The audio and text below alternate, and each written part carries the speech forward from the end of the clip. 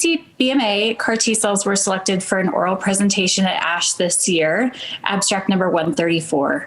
And the P-BCMA CAR-T is a novel product. It's manufactured with a transposon, which holds a large cargo capacity and preferentially produces T-stem CAR-T cell phenotypes, which then includes a safety switch and a drug selection gene. The important thing about the stem cell memory T cells is that they're self-renewing, they're multipotent, long-lived CAR-Ts, and what multiple studies have shown is that they have a better clinical response, more gradual cell killing with less CRS, and then a better duration of response. And what's interesting about what's going to be presented at ASH this year is that the manufacturing process for P-BCMA has actually changed to utilize a smaller plasmid, which we're calling a nanoplasmid, which ultimately enhances a transposition. Ultimately, with this CAR, I'll talk a little bit about the study. This is a 3+3 design with multiple cohorts. So what you're going to see in the presentation is more on the single administration arm. There were multiple different arms, including a cyclic A and B arm, where patients received 1/3 of the dose and then 2/3 as separate dosing. And then in cyclic B, they received a third, a third, a third.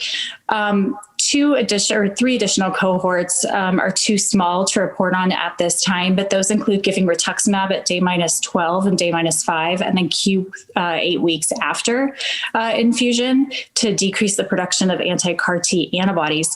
And then there are 2 lenalidomide arms where patients receive lenalidomide before conditioning therapy and then after T-cell infusion, and then an arm where they receive lenalidomide in the same fashion, but also before collection to increase the input material.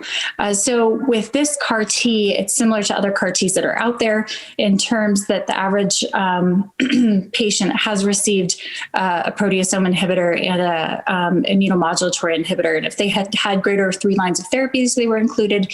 But then if they were refractory to both PI and IMiD, they could be included with 2 or more prior lines of therapies.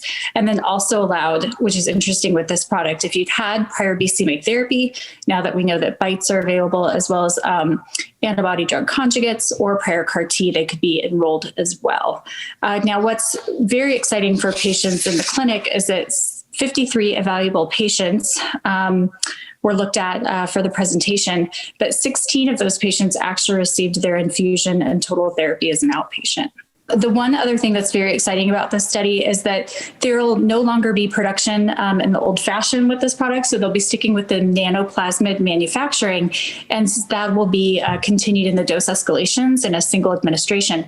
So right now there's data looking at the first administration at the 0.75 times 10 to the 6 CAR-Ts, and then comparing that with the nanoplasmid compared to the P-BCMA original manufacturing product. And what we're seeing is that already we're selecting those higher T stem cell memory phenotypes, and that our overall response rate is at 66.7% compared to 50% with the old manufacturing product. And so therefore we'll be moving the product forward with that manufacturing technique.